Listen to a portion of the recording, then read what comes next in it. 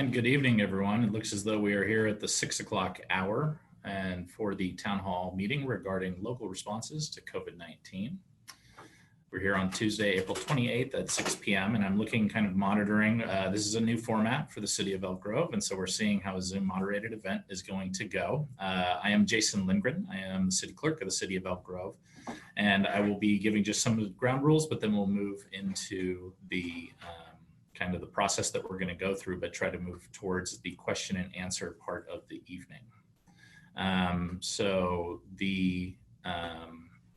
Part of what we're going to do for this evening, for the meeting, just to give you an overview, is I'm going to provide just some ground rules for us to go through the meeting, and then we're going to have some opening remarks. And those opening remarks are going to come from City of Elk Grove Mayor Steve Lee, our president of the Cosumnes Community Services District, Orlando Fuentes, our city manager, Jason Behrman, and our Sacramento County Public Health Officer, Dr. Olivia Kasiri.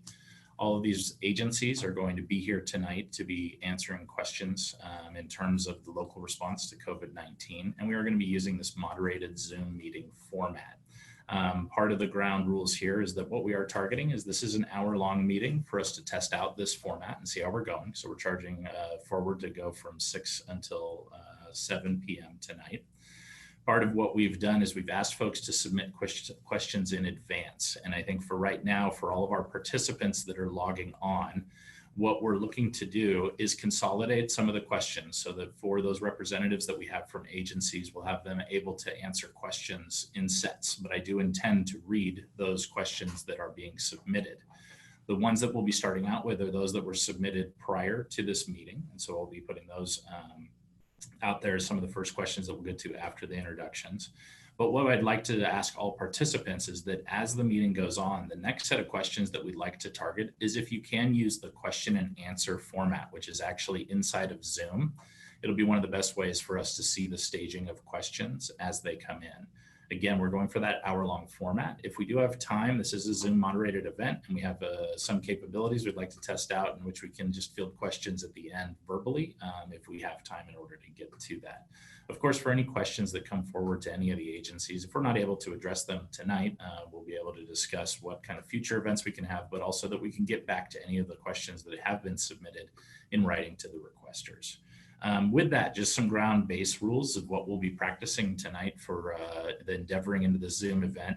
What we're asking all of our panelists to do is that if you are not speaking during part of the meeting, if you can put yourself on mute and also take your video offline, what it hopefully will do is help with all the broadcast as we go through the event. I did want to note that this this Zoom event is being recorded. And it is also being closed captioning. So if you need any assistance with the closed captioning, you should be able to find that as well down by the Q&A, how we'd like folks to submit questions as we go on. But then to use that Q&A format, but the closed captioning is an option that should be right next to that. And again, if we don't get any answers tonight to particular questions, we'll be following up with folks with a response in writing. With that, I'd like to turn over to those introductions and start off with City of Elk Grove Mayor Steve Lee.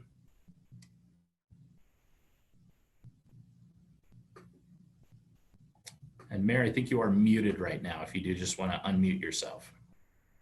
There you go. Is that better? Can you hear me? Excellent. Coming in live. Thank you, Jason. And I want to wish each and every one of you a good evening. I want to welcome all of you to our first virtual town hall meeting. While I'd much rather see you in person, I'm also grateful that we have this technology in place to be able to somehow deal with the current situation. I want to thank each and every one of you for tuning in. We will do our very best to make this hour as helpful as possible. But before we begin, I want to thank members of the Elk Grove City Council that are listening in. I want to thank Dr. Olivia Kasiri for joining us with the Sacramento County Public Health, who is the Public Health Officer. And also thank Orlando Fuentes, President of Cosumnes Community Services District, staff from CSD, as well as staff members from the City of Elk Grove. I want to also thank members of the public who are participating tonight. This town hall session continues our effort to keep you informed during this pandemic.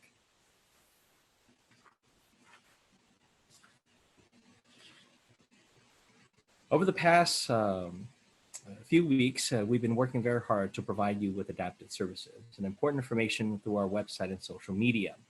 If you haven't done so already, I encourage you to follow us and our partner agencies on these channels for more information beyond this meeting. Keep this handy as it will become very useful if you have any questions that you feel that have not been answered here. The school district is also adapting to provide their own services differently in educating our students from a distance. I want to thank our teachers and parents for working so hard during this difficult time. I think some of the challenges for our educators, families, and students could easily fill an hour by itself. The school district will not be included in tonight's meeting, and we are not able to address questions for them, but they have shared that they welcome your questions and comments. Feel free to connect with the school district online by phone or email at the contact shared on your screen. We've been under a stay-at-home order for more than a month, and I know that you have questions and concerns. We brought together city staff as well as the county CSD to provide this opportunity tonight to learn more about what we've done so far, what resources we know and are available for assistance, and the chance to find out how we're preparing for what's ahead. This is your chance to ask questions. I'm looking forward to a productive meeting, and I thank you for taking the time to participate. At this point, I'd like to pass the presentation over to Consumer CSD Board President, Orlando Fuentes.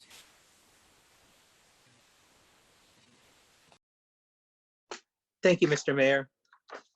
On behalf of our Board of Directors of CSD, that includes Vice President Jim Luttrell, Mr. Gil Albiani, Mr. Rod Brewer, and Ms. Jacqueline Moreno, we welcome all of you in our community during this profoundly serious episode in our history as a nation.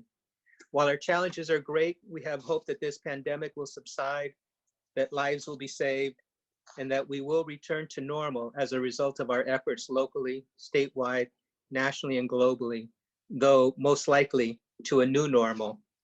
We have yet to see what that is. If you know Cosumnes CSD, you know that you can divide CSD operations into about 5 categories, namely responding to fires, fire suppression, firefighters, emergency medical response, parks, recreation, and administration. And each one of these service areas is deeply involved in this drive to eliminate this pandemic. We are led by an amazing management team. Some of these team leaders are on this call right now, including our General Manager, Josh Green, our Fire Chief, Mike McLaughlin, our General Counsel, Sigrid Asmundsson, and our Recreation, Mike Dobson. All of us will be on this call to answer your questions and concerns about what we at CSD are doing to fight the pandemic. And now let me hand this over to our Elk Grove City Manager, Mr. Jason Berman. Thank you. All right, thank you, Board President Fuentes. We really appreciate the CSD's ongoing partnership with the city, and Mayor Lee, thank you for your leadership and for your comments this evening. And thank you. Absolutely. A shout out to other elected officials who I know are joining us this evening. We appreciate all that you do, and thank you for being here with us tonight. My name is Jason Behrman. I serve as the city manager for the city of Elk Grove, and thank you all for joining us. I just want to take a couple minutes to highlight at a very high level the city's role in the current health orders and our local COVID-19 response strategy. We have received requests from the public to reopen in advance of state or county health order revisions. And we have received comments about the devastating economic impact the health orders are having on some local businesses. Let me say that we understand the concern and we share in the frustration. We are deeply concerned for all of those suffering as a result of the pandemic and the economic impacts of the stay-at-home order. We want to open as soon as it is safe to do so. Unfortunately, the city does not have the authority to make local decisions on reopening local businesses and determining which businesses are subject to restrictions. We are required to follow the health orders provided by the state of California and the county of Sacramento. Counties have the ability to issue local health orders that fall within the broader rules provided by the state. However, the governor's office made it very clear in comments today that while counties can choose to reopen slower than the rest of the state, no counties will be allowed to go faster. Dr. Kassiri, who is participating in this town hall this evening, is a Sacramento County Public Health Officer. And as such, she is also the health officer for the city of Elk Grove. We fall under her jurisdiction, and the orders that are issued by her office apply to us here in Elk Grove. We are in regular communication with her, and she shares in our desire to loosen restrictions as soon as it is safe to do so. I know there are already plans underway at both the state and county level to do so. The governor outlined some of those plans this afternoon, although we still await more certain timelines on the reopening. I want to be very clear that we as a city are not an island unto ourselves. We must follow the orders issued at the state and county levels, no matter how frustrating that may be. And we are communicating with those at the county and state level about our desire to move forward. Our approach and strategy as a city from day one has been really a three-pronged approach. First, to maintain services to the community as much as possible, shifting as many services as we can online, providing critical updates and information to the community, connecting our community with local, state, and federal resources that are available for individuals, families, and businesses, and offering personal assistance to navigate the sometimes confusing process of applying for the various stimulus programs that are available. And third, providing city resources to support families and local businesses. In some cases, this is done through direct investments by the city in partnerships with local community banks, such as the $1 million investing in the LIFT small business loan program. And in many other instances, we are providing direct financial assistance to our local nonprofit partners. We're providing critical services that are on the front line of providing services to our community during these challenging times. This includes assistance with food, supplies, homeless services, rent, and utility assistance payments. In closing, I would like to thank all of those who are on the front lines of this pandemic and continuing to provide services to our community, our police department, the Cosumnes Fire Department, other local employees, grocery store workers, healthcare providers, and so many more. And thanks to you, members of our community, for abiding by the stay-at-home orders. You are making a difference. We are seeing a dramatic decline in the numbers of new cases in Elk Grove. Keep up the great work. I would now like to introduce Dr. Olivia Casiri, who is the Sacramento County Public Health Officer, who will share some thoughts with us on the current health order and what to expect in the coming days, weeks, and months related to that order. I want to thank Dr. Casiri for joining us and for her leadership during these difficult times. Following Dr. Casiri's remarks, we will do a question and answer session with staff from both the city and the CSD. Dr. Casiri. Thank you, Mr. Berman. Sorry, my office lights were going off. I really want to thank you for this opportunity to share with the members of the city of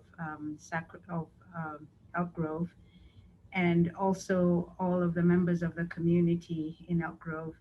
And I really want to thank the mayor for this opportunity, and also for the collaboration and the coordination that we've been able to have between public health and the city's staff. I wanted to couch my comments tonight by giving you a little bit of a picture of what we're seeing in terms of what are we seeing with the numbers, also to talk a little bit about the health officer orders, and then also what is our plan in general terms for being able to move forward. If you recall, when this whole outbreak started, actually Elk Grove was impacted pretty early, and it ended up with the closure of the schools because of some children that had been impacted. And then also one of the long-term care facilities also had a few cases. And I really appreciate the work that everyone put into moving very quickly and working with us to make sure that we minimize the number of people that were impacted by that. So looking at our numbers countywide, as of this morning, Sacramento had 1,053 reported cases of COVID-19, including 41 deaths. This is an increase of 8 positive cases from yesterday and 0 deaths. It's very important to note that actually for a period of 4 days now in a row, we have not had an additional death in Sacramento. Also, when you look at Elk Grove, we've had 86 cases reported in Elk Grove, the city of Elk Grove, including 3 deaths. And actually, those numbers have remained stable for a while. So the other indicators that we look at are hospitalizations. And for Sacramento County in general, our numbers for hospitalizations were running around 70 but lately those numbers have been in the 40s. All of these indicators show that we are actually heading in the right direction.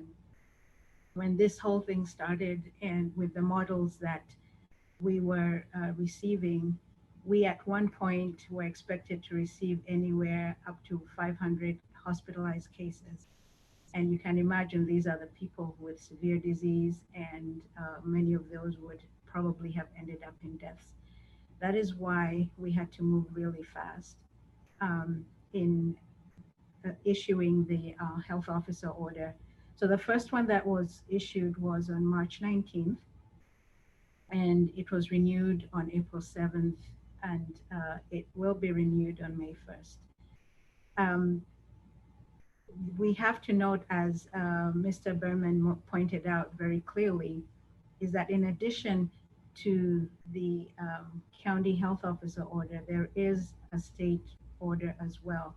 And so we can be stricter than the state order, but we cannot be more lax than the state order. And just as the city has received multiple emails and phone calls with people asking if we can relax some of the restrictions, we are bound by what the state is telling us to do. So we are coordinating with them, we're talking with them on a regular basis and getting updates, and they're looking at what's happening in the entire state to make those decisions. So the last point I wanted to make is what is our plan for moving forward? So we're looking at that in three general areas. One is, what is public health doing to prepare to make sure that we're able to track this disease, this outbreak, and make sure that we don't have a second peak. And you've probably heard a lot of talk about the test, track, and trace. That is something that we are accustomed to doing in public health. When we get notified of an outbreak or an infectious disease, we do several things. One is finding out who those people are that have gotten the disease. And this is through reporting that we get from hospitals and healthcare providers. We also track and trace any of the contacts that may have been in contact with that person and who may actually have been exposed to the disease. And in the case of COVID-19, we do tell them to go into quarantine. Lately, what we have seen is more of cases were appearing in the congregate settings, not so much in the general community, but we still have some work to do with the congregate settings to make sure that it is controlled. The other area that we're working on is definitely putting out information about how can people keep themselves safe, and that includes things like social distancing, washing your hands, no contact. Right now, I'm sure you're realizing that when you meet people, you no longer give them a handshake. You can't give hugs, except if it's within family members. We also will provide some guidance on face coverings. In the Centers for Disease Control, as well as the state, have some guidance and recommendations for face coverings, and we are going to closely follow those. We will send out some guidance on that, and then also advising people and reminding people that if you're feeling sick, you really need to stay home. It's not enough just to tell people to stay home. I think we also need to look at ways to make sure that it is that we make it easy for them to be able to do that. So definitely working with the city officials, making sure that we do have programs in place for childcare, and as well as making sure that employers are able to actually allow their employees to go home if they're sick and that they can take that time off.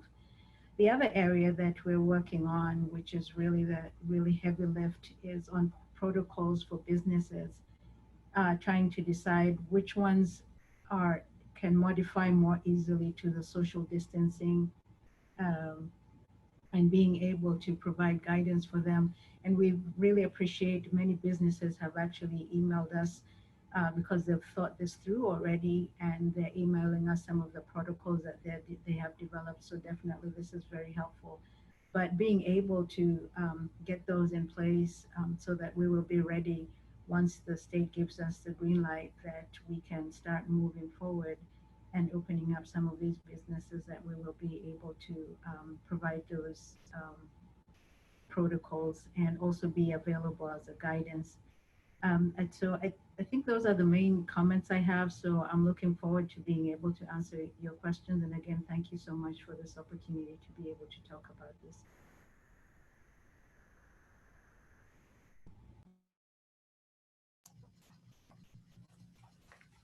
Thank you, Dr. Kassiri. And I thank all of our participants that are out and submitting questions using the Q&A format.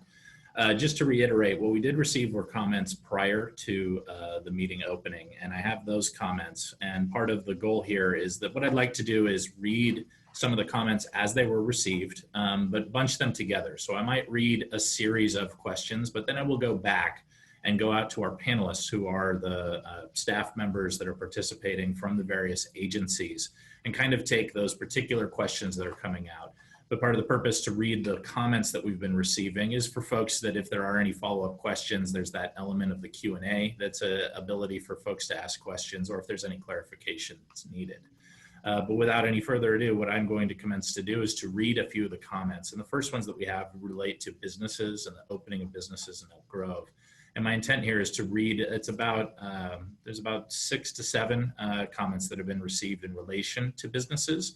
And I think if I read all the comments in that kind of bulk in this topic, then we can kind of take them piece by piece and see what we can do to answer them. I would like to put out just a request to the submitter, Mary Allerid, who submitted something to our town hall email earlier. It didn't come through with any information on it. So if you are in attendance, you can submit your question via the open Q&A, or you can resubmit it to us through the system. So, and sorry, my computer just decided to go to sleep, but it's back up. And I'll start with those questions. And these relate in the area of businesses, which businesses are open, and what support's being given to businesses. Starting with the first comment received. I'm the co-owner of Switch Fitness here in Elk Grove. We're a class-based studio, and most of our classes require no equipment. We're a newer studio, so we can easily hold classes for 10 people in our large room with the 6 feet requirement. I am unclear why some businesses are allowed to be open while I'm forced to be closed down. I'm not sure how much longer I'll be able to survive this shutdown. To my knowledge, 3 people have passed away from COVID-19, and all those were elderly. I'm unclear why I have to lose everything to make people feel safe. At some point, people have to take some responsibility for their own lives. I firmly believe we could open back up safely with proper guidelines in place. This would save my business. I completely renovated a space that had been vacant for over 16 years. I'm still in the process of paying off at least $100,000 in debt. We just got to the point where we're actually going to be able to pay ourselves a little bit of salary in the 1.5 years that we've been open. I see dry cleaners open, liquor stores that do not sell food, fast food restaurants, bike shops, CVS, Target, etc. There's absolutely no reason why I should not be able to have a class with 10 people in a large space safely. I have a right to make a living and not go in debt because of a small population of people who can get sick of COVID. We did what we were asked to do. The emotional and financial toll of this will be much greater than the death toll in Elk Grove. And again, what I'd ask for our participants, I have a few more questions that are in a similar vein, and we'll come back to kind of the elements as far as those questions that were being asked in these. But just to give some folks a sense of those questions that we're receiving, it's also for our viewing participants that if you are hearing some of these questions being repeated, you may hear that it finds resonance with what you're typing in the Q&A line. For the next comment, I'd like to express my concern over the unfair treatment of local businesses. If the big box store in Elk Grove can operate, so can a small business. I have rights as a citizen and business owner, and what the city is doing to its loyal small businesses is unconstitutional. I went to a Green Acres in Elk Grove with over 100 people in there at the same time. If they can take place, I can go to the Red Door in Old Town and be there with maybe 5 other people. You tell me which one I feel safer in. I am a consumer, and I'll spend my money at places that are practicing good hygiene and following the social distancing rules. I'm no longer shopping at Walmart, Smart and Final, or any big corp stores, so my dollars will affect the bottom line of the city tax bucket. Please allow your businesses to open safely and trust that we are people that will support them. I work in Elk Grove and spend most of my free time here. If you allow these businesses to fail, that will always be on your conscience. And if it was me, no virus could compare to that. In another vein, a comment, who is determining what businesses are essential? I'm confused as to how places like McDonald's, Taco Bell, and Starbucks are open. We know that obesity, heart disease, and diabetes make you more susceptible to illness, yet they remain open. The liquor stores, Total Wine, Joann's are deemed essential and still open. Yes, many other businesses that could promote social distancing were not allowed to be open because they weren't essential. What's the city's plan to help businesses? Even when we are allowed to reopen, we'll have to limit the number of people served to promote social distancing. Cutting volume by half to 2/3 will drastically reduce income for businesses. Rent, utilities, and loans still need to be paid. If there's no assistance for small businesses, many will go under after reopening. The help from the federal government for businesses lucky enough to get help before funds run out will maybe cover rent for a month, possibly 2 for most businesses. I have a few more that came in via the town hall email, and I'll just throw a couple of those out there. And again, these are in relation to businesses. As a small business owner in Elk Grove, I am all for as many businesses surviving as possible. But with that said, I will need someone to explain to me how the line is drawn, because right now it makes zero sense. I'm a business that can monitor and regulate the number of people who enter, yet we have hundreds of people walking around that seem to be at non-essential businesses. It makes zero sense to me for the following businesses to be open: Green Acres, Starbucks, Dutch Brothers, Pete's, Home Depot, Lowe's, and Ace, Walmart and Target, and a bike shop that's open every day. Last I checked, oxygen, food, and water were the only essential things I need to survive. Oxygen's available, and food and water should only be sold at legit grocery stores, not liquor stores and 7-Elevens and Target. If essential versus non-essential guidelines were revisited to make sense, and all the legitimately non-essential businesses were actually shut down, the city and state would be hearing more outrage from the public and business owners, and eventually seeing more businesses close down forever. Those of us who have been forced to shut down and have followed the rules have just about had it with unfair application of the rules and unfair enforcement of the rules. Something has to be done to protect all of businesses. I'm no doctor, so I'm willing to heed the health warnings, but it's hard to take it seriously when I see so many people in businesses acting like there's nothing going on. All the while, a lot of locally owned small businesses are struggling to survive. And just a few more in the vein of businesses here.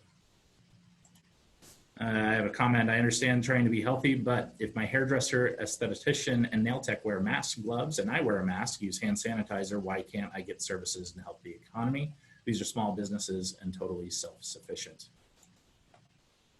And I have another from, I own a small gym in Elk Grove. My gym is 1,600 square feet and holds 9 members at a time, in which each member is 6 to 7 feet apart from one another. In my gym, I'm already set for social distancing while providing health and wellness, which fitness is considered to be.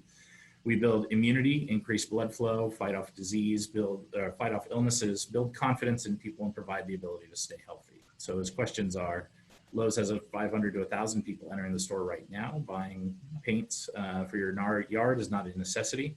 Painting your home is not a necessity. Lowe's in Elk Grove is practicing zero distancing, and from their experience of being there. Home Depot has a line around the building with a parking lot full of people touching product, placing that product back on the shelf. Someone else picks up that product and takes it home. No gloves are being worn. No one's wiping the 100,000 items of merchandise. Once again, Home Depot is not a necessity for individuals. Grocery stores, hundreds of people at one time are in the store. No one is wiping down the checkout machines that I have to touch.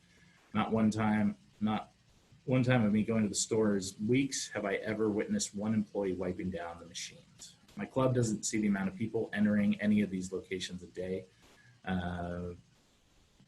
And still in 3 days, but we're allowing people to roam in the areas that shouldn't, and no one's going around and wiping the 100,000 items they carry on their shelves.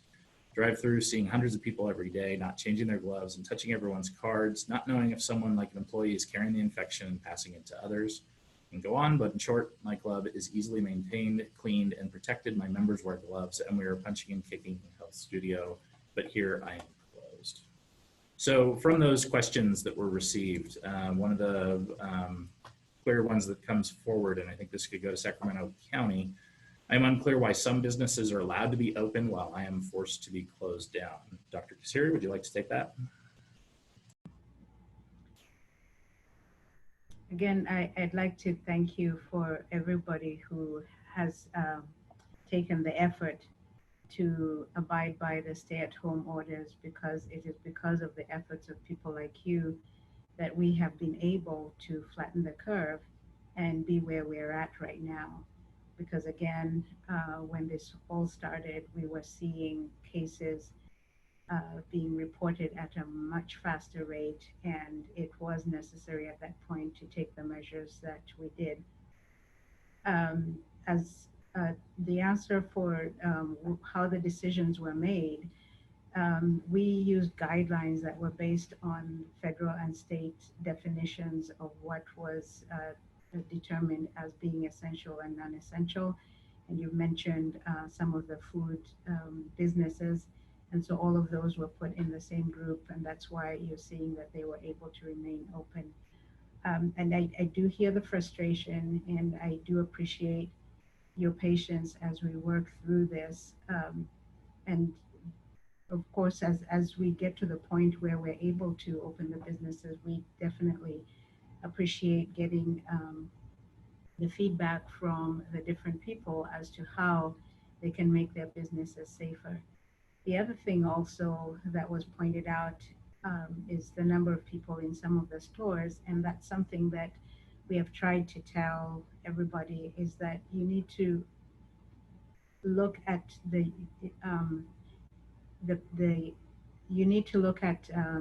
your schedule and decide from day-to-day things if there are trips that you need to make. Because we're not going to be able to be there at every single store, but it's dependent on you. And so that's why it's very important for us that everybody takes the responsibility to stay home and only go out for essential trips and essential services. And so that we can minimize the number of people in the stores, we can also minimize the number of people that do get exposed. I also wanted to point out something else about that was mentioned, that it appears that this disease only kills older people. That has turned out to be the truth in Sacramento, but I think it is very clear from us looking at what's happened in other places like New York, that if this disease is not controlled, if the outbreak is left uncontrolled, it does have the capacity, the capability to cause a lot of death and harm, even among people that are young and people that are healthy. So that's why it was really important for us to make these steps. And the reason that we are where we're at right now is that everybody listened, and we do appreciate what the steps that were taken by everybody. And we do just ask for patience as we move through this and we get to the point where we can start opening up the business.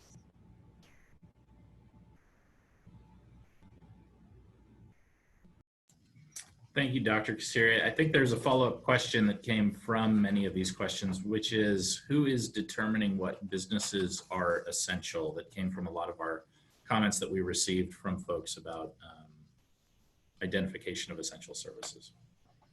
Thank you. I mentioned that the way that that determination was made was based on guidelines from the federal and state documents. And so if you look at health officer orders from different counties, there's a lot of similarity because we're all using the same guidelines.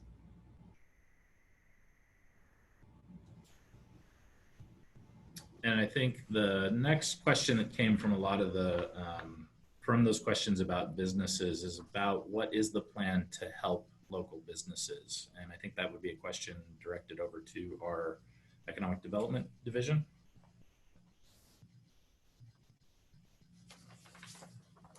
Yes, hopefully you can all see me and hear me. Good evening, I'm Daryl Doan. I'm the city's Economic Development Director. I apologize for the light in my video. I'm squirreled away in my child's bedroom. Yeah, the simple answer is we're doing everything we can to help our local businesses. And the more complex answer is we can't do everything. And I know that's not a very satisfying answer, but let me start by saying, I sincerely acknowledge the situation that our local businesses are in. All businesses local, big, small, corporate, boutique. And I know our businesses are hurting. And this was a completely unexpected situation that none of us asked for. And businesses, it's a cliche, but it's true. Businesses are the lifeblood of our or local businesses are the lifeblood of our economy, and small businesses are critical, and I know they are probably hurting the most. We have heard from many of you over the past 6 weeks or so, almost daily, and we're doing everything we can to be responsive. But in terms of what the city can control, and again, much of it is out of our control, but here's what we've done. We've set up a local website with all of the information that we can gather on programs and financing to help struggling businesses. You can find that at oakgrovecity.org/COVID-19biz. We've established FAQs for businesses and employees, trying to answer common questions that we can anticipate. And I know there are a lot of questions. Those FAQs can be found again at oakgrovecity.org/COVID-19biz. As I said, we're fielding calls and emails every day from businesses that need help. We're responding to all of those inquiries within 24 hours with whatever assistance, whatever customized assistance we can provide.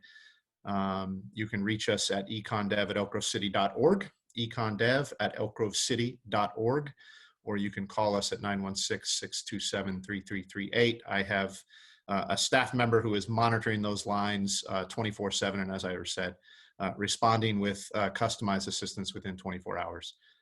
We're closely tracking what support and finance programs are coming from the state and federal level.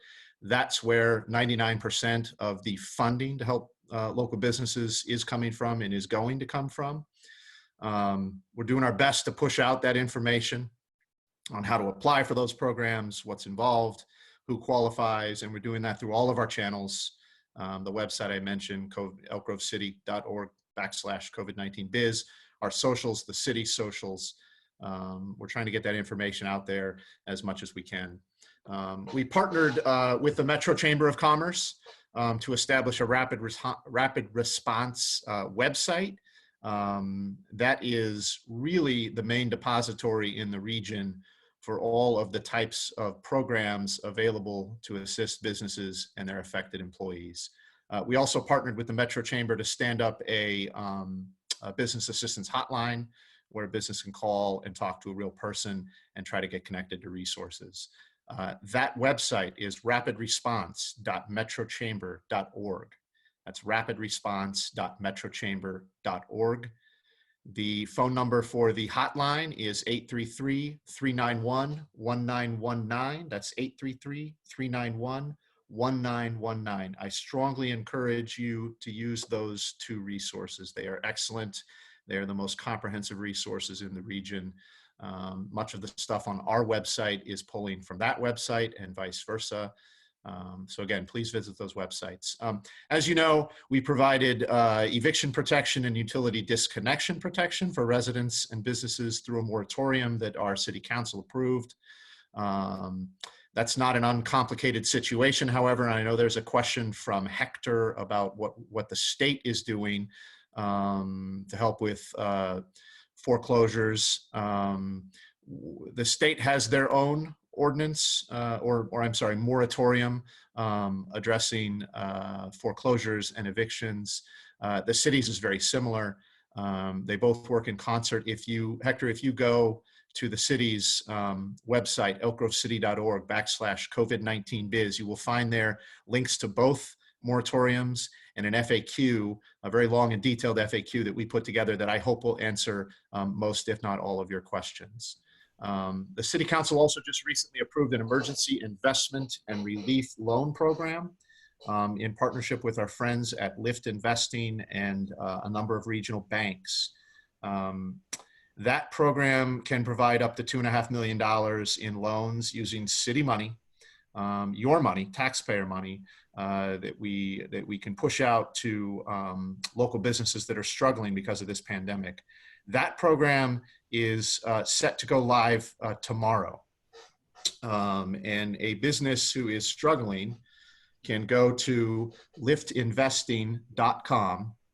That's liftinvesting.com and apply for those funds. Now, I hate to provide caveats and warnings, but it's a limited amount of money, and we can't help everybody. But we certainly want to see all the applications. Even that gives us a sense of who needs help and who's struggling. And if we can't help you through that program, and I hope we can, but if we can't, my staff will try to connect you with other resources.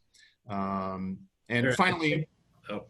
I'm sorry, one more thing. Finally, we've launched a number of local business support campaigns. May seem like a minor thing, but we're trying to push out messaging to support our local restaurants.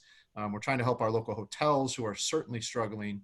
And we're also trying to highlight businesses that are assisting with pandemic and recovery efforts. So that's what we're doing to help our local businesses. Thank you, Mr. Doan. And I think what we're going to do is shift gears a little bit to another category of questions that we have some folks that are asking about recreational facilities and parks.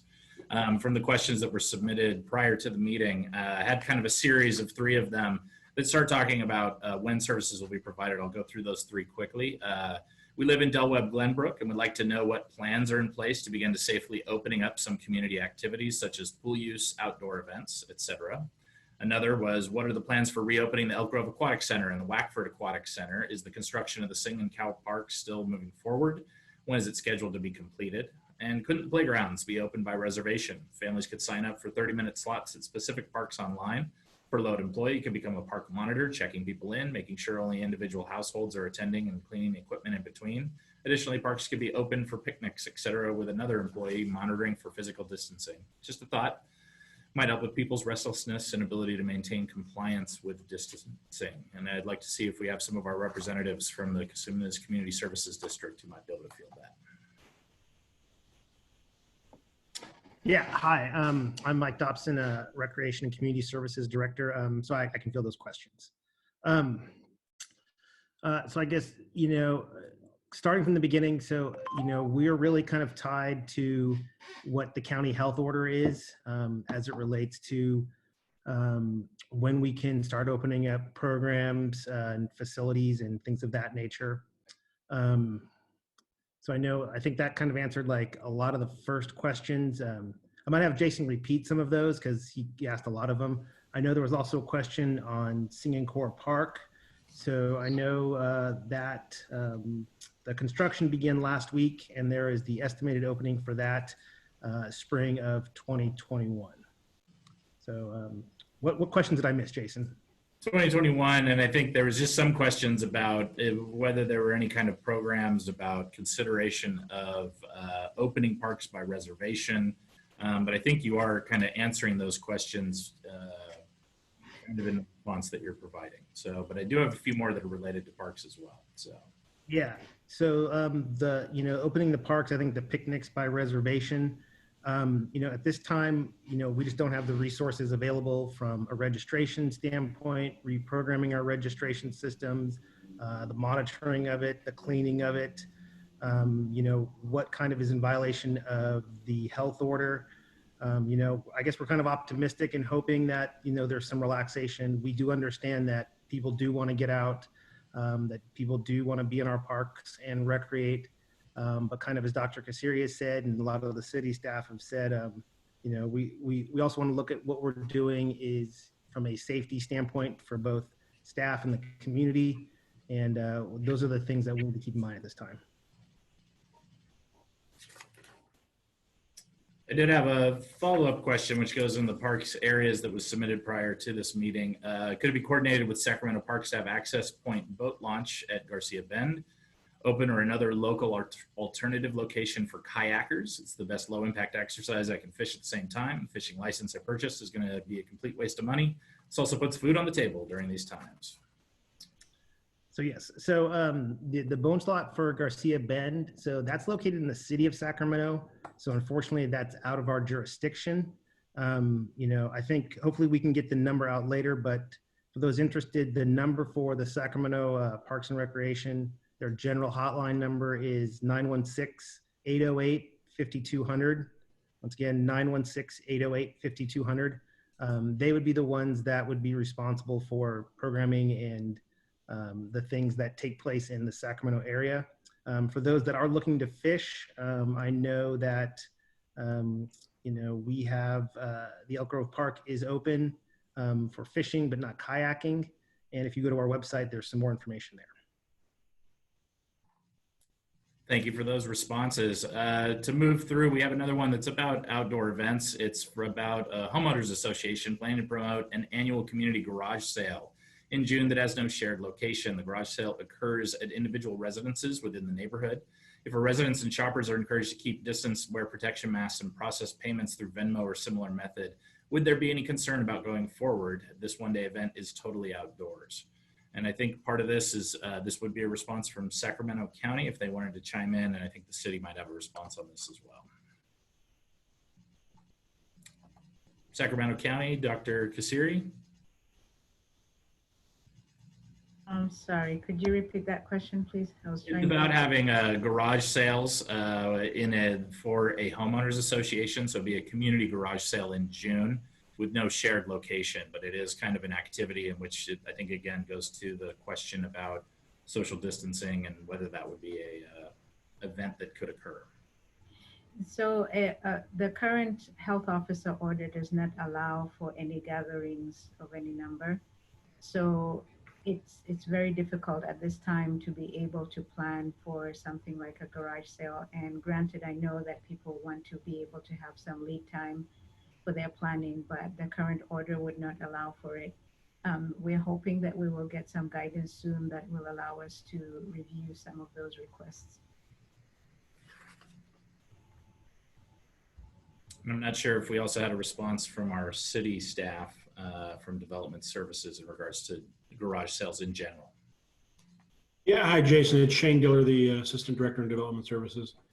That type of activity, the garage sale, is something that's listed in or not listed as an essential activity or business service in both the state and health orders. So the city, as we try to assist in educating folks on those types of orders, would treat that as non-essential and try to educate folks not to have that occur.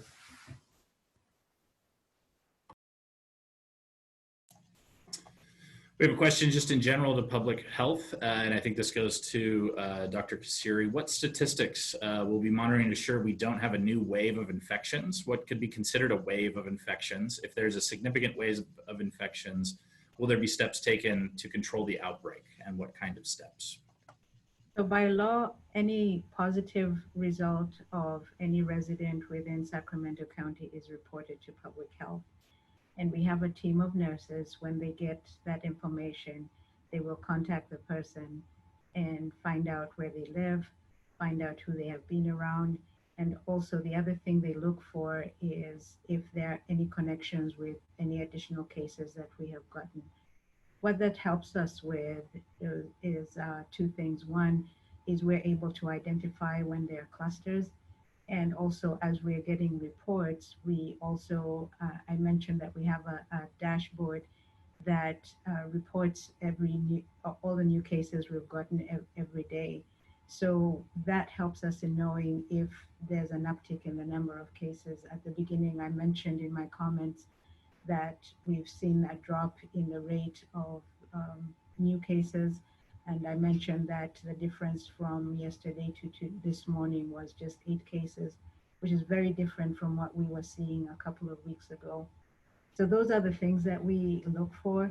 And when we get to the point where we are loosening some of the restrictions, we definitely will continue that. And as we go on and we start seeing an increase in the cases, just as we did at the beginning, we will definitely, before we move to putting more restrictions again, one of the other things we do is definitely using our team to do the track and tracing, and that is combined with quarantine. The advantage of the quarantine is that you are identifying people who may have been exposed, and you keep them by themselves so that they have minimal contact with anybody else, and that helps in being able to slow down any spread. And we will definitely monitor that and see if there are any additional cases that come up. I mentioned also that one of the things that we're tracking right now is the number of cases in congregate settings, and we're using the same process. So we're still keeping an eye on this. We're not done with our surveillance, and definitely as things move forward and as we continue to see fewer cases, we'll get to that point where we will start relaxing some of the restrictions but it will even be more important at that point for us to find the cases, make sure that those cases are isolated and their contacts are in quarantine. And we are very appreciative that we work very closely with law enforcement. And you've probably heard us say that for a health officer order, if somebody disobeys that, there is the potential for misdemeanor. And so we work very closely with law enforcement. Most of the time, when we tell people to go in isolation or quarantine, they comply. A few cases where we've not been able to get them to comply, and we work with law enforcement to make sure that we get that. The reason for doing that is so we can slow down the spread. So we continue to track the number of cases that come in, the hospitalizations, and we track the deaths as well. Thank you for that. I do want to be mindful, we're coming upon 6:50, which is giving us 10 minutes to the remaining part of the Zoom moderated event. I did want to kind of wrap up two of the previously submitted items. One of them was about how churches and other nonprofits will be directed to reopen or not. And I think that's coming through in the responses in which we're waiting for those plans for the framework of how the reopening will roll out. And we had another question that was about the practices at Windsor Elk Grove about food delivery to their patients. And I wanted to note that Sacramento County had said that the information that had been sent in regarding that, how the food was prepared or how it was delivered, that information has been referred to the Environmental Health Department of Sacramento County, and they'll be looking into that item. So, and they'll be getting back to that requester. But with that, I wanted to see if we can move into the question and answer format that we have here in the Zoom meeting. And I thank all of our panelists for signing up and saying that they're ready to answer the questions live. The first one I'd like to open up with is, did the city receive COVID-19 money from FEMA? And how is the city helping other agencies with this money? And I think that's from Sarah Bontrager with the City of Elk Grove to answer that one. Yes. Hi, I'm Sarah Bontrager with the City of Elk Grove, the Housing and Public Services Manager. So the city has received some money, not directly from FEMA, but from the federal government. It's part of our CARES Act funding. We received $543,000 in CDBG funds. A couple weeks ago, we moved to start allocating that. We allocated $90,000 to our nonprofit partners that are providing essential services at this time. So folks like the Food Bank and Chicks in Crisis, Elk Grove Heart, which serves some of our homeless residents, and Meals on Wheels. And so we will continue to look at opportunities for that. Those initial funds were intended to get our nonprofits through the end of June, and we will be looking to allocate additional funds to them for the July to December period as we kind of see what those continued needs are. So as for FEMA, I'll let Brad Kane, our finance director, answer that.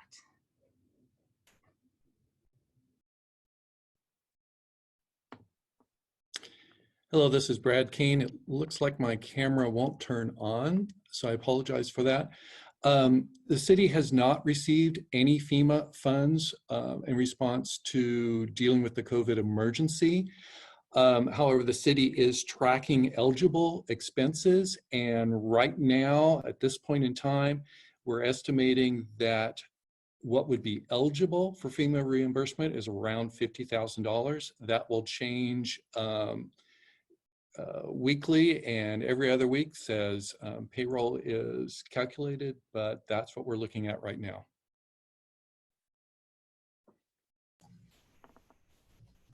And thank you, Mr. Kane. Going on to our questions, we also had another one that's a follow-up. It seems to go with Sarah Bontrager, again, with the City of Elk Grove. Is there, and I think she addressed some of the grocery services provided for those unable to leave their homes on limited income. But is there any support to the homeless? And is there any gauge as to how the homeless in the Elk Grove area have been affected by COVID-19? Yes. So we are actively trying to help our homeless residents shelter in place. That is a hard thing to do, but we have worked with our Elk Grove Heart nonprofit group, and they are delivering meals 5 days a week to individual sites where folks are staying. We have also placed 3 sanitation facilities, so portable restrooms and hand washing facilities, to try and ensure that folks have the opportunity to maintain the same sanitation practices that the rest of us are being asked to comply with.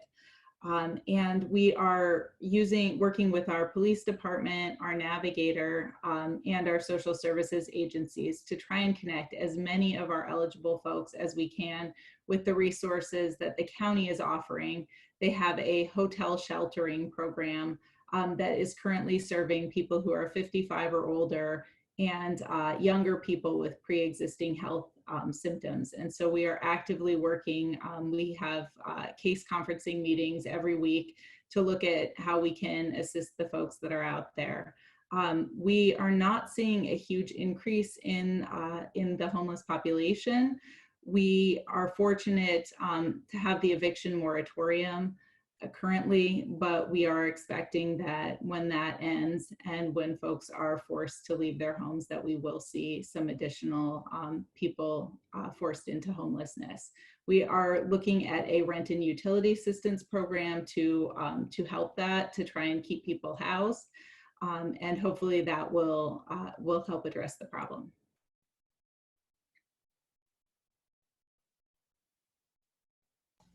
And thank you, Sarah. And we appreciate everyone moving through these. We are coming close to the 7 o'clock hour, but the panel is looking around, and we're going to push this a little bit past 7, if that's an agreement. But if there is anyone on the panel that's not able to stay past the 7 o'clock hour, please let me know.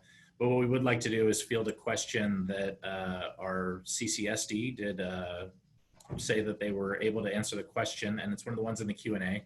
Both my wife and I have from time to time noticed people not really adhering to outlined social distancing in and around parks. How does Elk Grove plan to deal with this type of problem, especially when we go into the warmer months?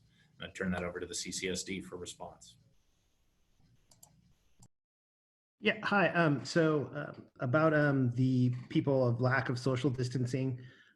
So in the beginning, we've just tried a really strong education base with our social media platforms and on our website, and then signage at parks.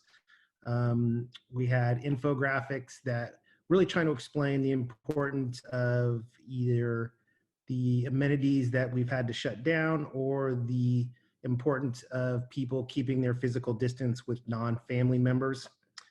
We have park rangers on staff that patrol some of our major parks.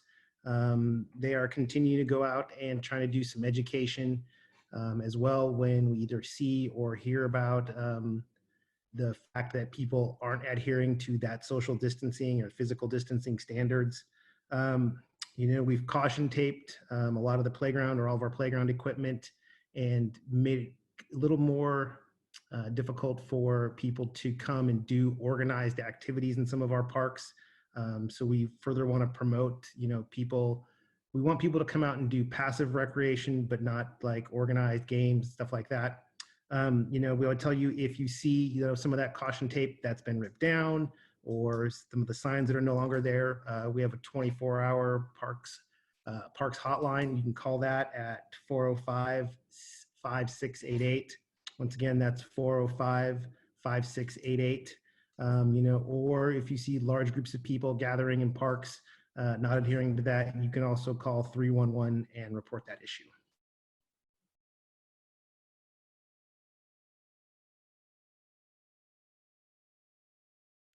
And Mr. Dobson, while I have you on there, there's just a note. Somebody was saying that they heard the tennis courts were open in Placer County. How come they're not open here? I think that was one that you guys wanted to field.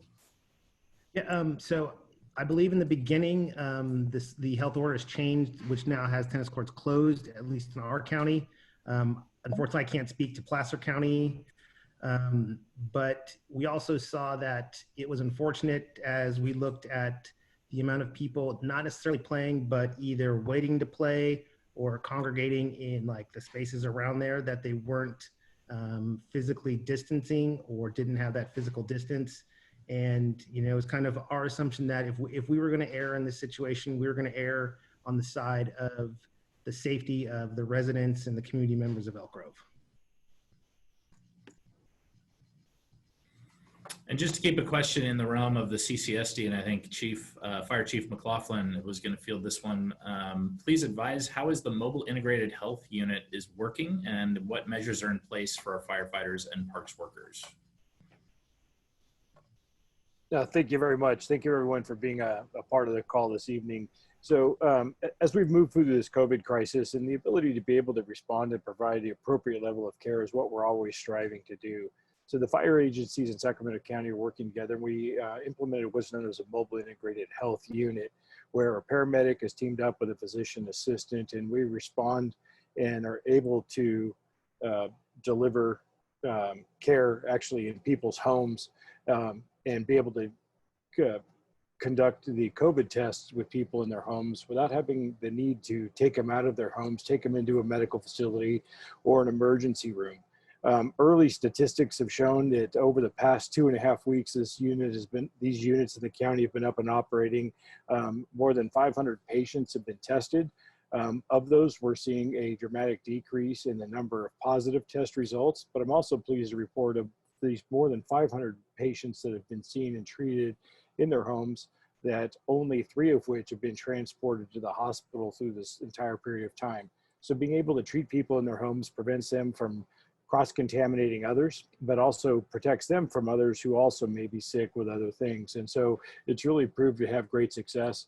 Truly a tribute to Dr. Casserier and her support and belief in being able to make this happen, and our ability to be able to stand it up under the disaster service worker piece. So thank you very much for the opportunity. Thank you very much for this question.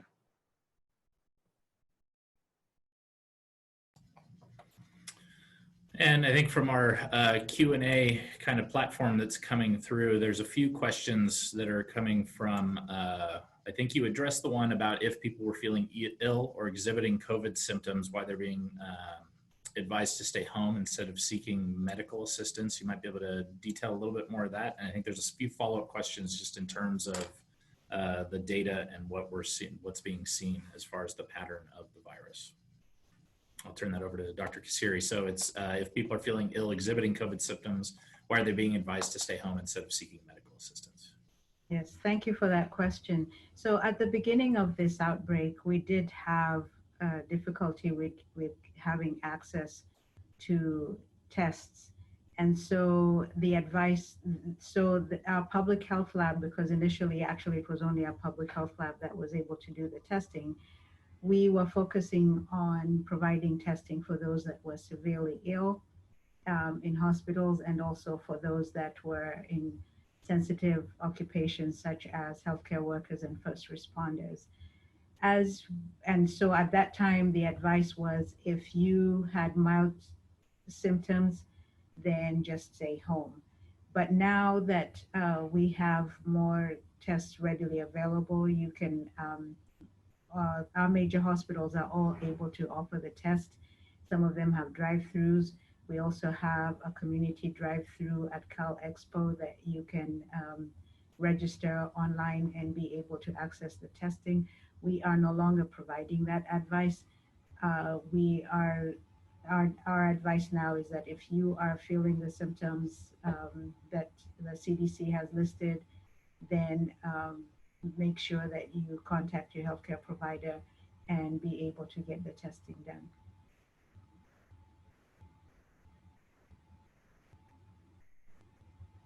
I think some follow-up questions just in regards, there's questions about where data can be found about the statistics of COVID and its spread. But along with just the questions about where can the data be found, is there any difference that's being seen from numbers that have been seen from deaths from illness from last year? And are there any trends being seen right now from the effects of the practices that are being taken in the city? Oh, lights went off. So I just want to make sure I understand the question. When you're asking about last year, because this is the first year that we have had COVID-19. So correct. If I can hop in, I think it's just perhaps it's just the death rate from illnesses from last year compared to what's being seen with COVID. Oh, the general illnesses. So we can provide a link, and I'll send a link to that you can provide to the community for our epidemiology website, and that's where we put reports, and we have a report that we put out on different diseases on a regular basis. We have not really compared the deaths with what we had before, because one, usually we do the comparison at the end of the year. Two, this is the first year that we have had COVID-19. But I know that there have been some questions for a while about, isn't this just like the flu? And if I compare the number of deaths that we have had from the flu, COVID-19, we've had a lot more deaths, and a lot more people have been impacted by it. So I think by now we should know for a fact that COVID-19 is not like the flu. It can be very devastating. It can have severe consequences, including death. The other difference, of course, is that the flu, we do have a vaccine that we can make available to everybody, whereas with COVID-19, we do not have a vaccine. So that is why the only way that we're able to slow the spread is by asking people to stay home. Thank you for that. We have another question that's in the realm of inspecting essential businesses, and I think this would go to the city of Elk Grove. Please tell us if any city, county, or state agency have policing responsibility to inspect and visit essential businesses to assure if they fit the criteria as essential and if they're complying with social distancing. If not, why not? If yes, how is it actually done?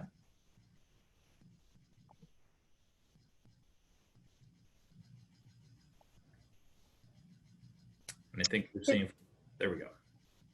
Good evening, everyone. Rosa Tapia, Code Enforcement Manager.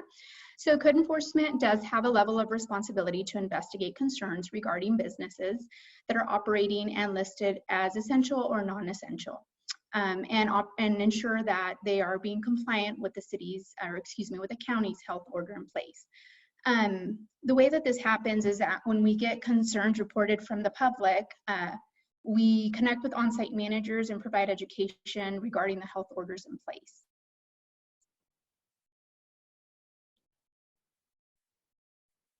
And that's it.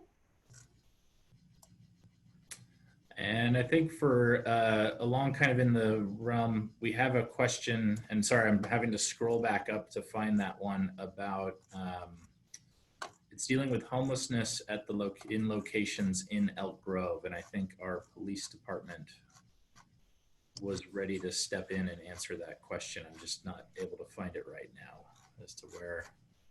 I thought that might have. Jason, it's Tim Albright, Elk Grove's police chief. I did answer it within the thread of discussion, but very briefly for the group, we are obviously working collaboratively with our regional partners to address those homeless challenges, those suffering from homelessness within our community. And we are working to ensure a safe and sanitary environment for them as well as our community members, and getting them through Homeless Navigator the services that they need, that they would get to a better place, and that we would provide them with those necessary resources. So I answered a little more detail in the chat section. And we did have an inquiry that was about how recently has there been a positive case in Elk Grove, and are trends going down in terms of COVID cases in the county? Yes, I talked a little bit about the numbers for Sacramento County as a whole, and yes, the trend is going down. I did not check how recently we had the last case in Elk Grove. I can definitely get that and send it, email it back. But comparing yesterday to today, there was no increase in the number of positives and no increase in deaths. And the number of deaths has been at 3 for a very long time.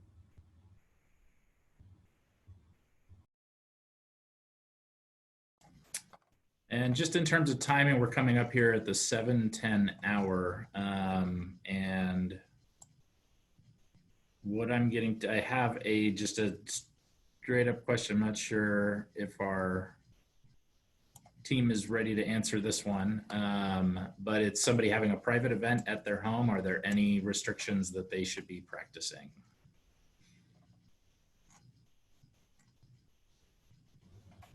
I can take that one. And I think we need to remember that the reason that we put these stay-at-home orders in place is as for protection of everybody. We have had situations where people had private events at home where they had 35, 50 people, and we've ended up with clusters in those situations. It's also important to remember that some people who may have COVID-19 may not show symptoms. And so you may have people come over to your house, but you may not be aware that they actually are carrying the disease at that time, and they may not be aware as well. That's part of the reason why we said that even in-home gatherings should only be among family members, immediate family. And I know it's been hard on people. I think you've all seen images of people being able to communicate with their loved ones through windows and doors. And the reason for that, again, is to protect especially those that are vulnerable. So my advice is in-home gatherings also, you need to abide by the stay-at-home order and keep it only to immediate family members.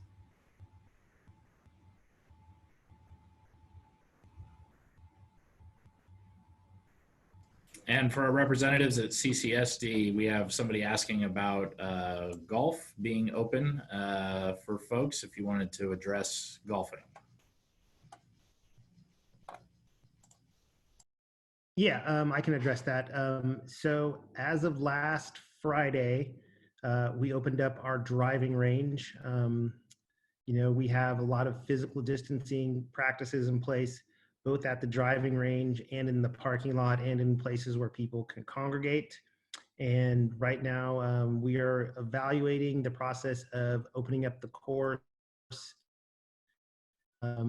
later this week, to make sure that we can still have proper physical distancing requirements in place, both on the course and when people are gathering before the course or afterwards. So based on, I guess, some initial dry runs and some evaluation of what we've seen at other courses, we're trying to take the best benchmarks and the best models and put that forward for the safety of our participants.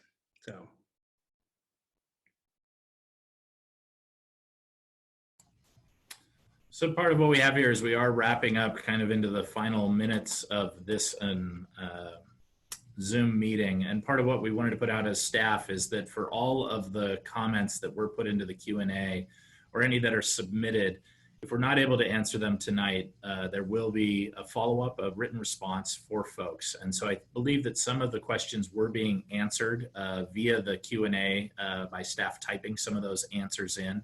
And staff are going through and grabbing all the responses that are being submitted. But as we're coming up here into the close, I also wanted to open the floor up to our panelists. If there were any closing remarks of City Manager Jason Bierman, I wanted to see if that would open up if you wanted to have any closing remarks here. But part of it is from all the comments and questions, if you can contact, or if there are any questions that weren't answered, you can go back to that email, which is the townhall@elgrovecity.org, and that will go straight to City Hall, and we can see what we can do to address any questions or if there's any follow-up that folks need. But with that, I'll turn it over to City Manager Jason Bierman.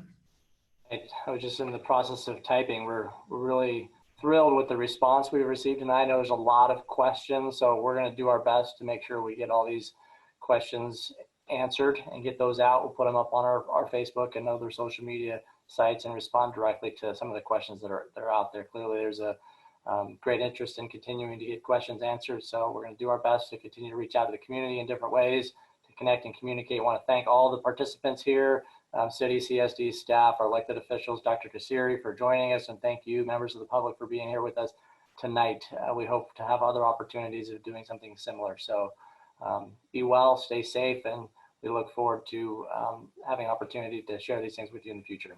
Thank you.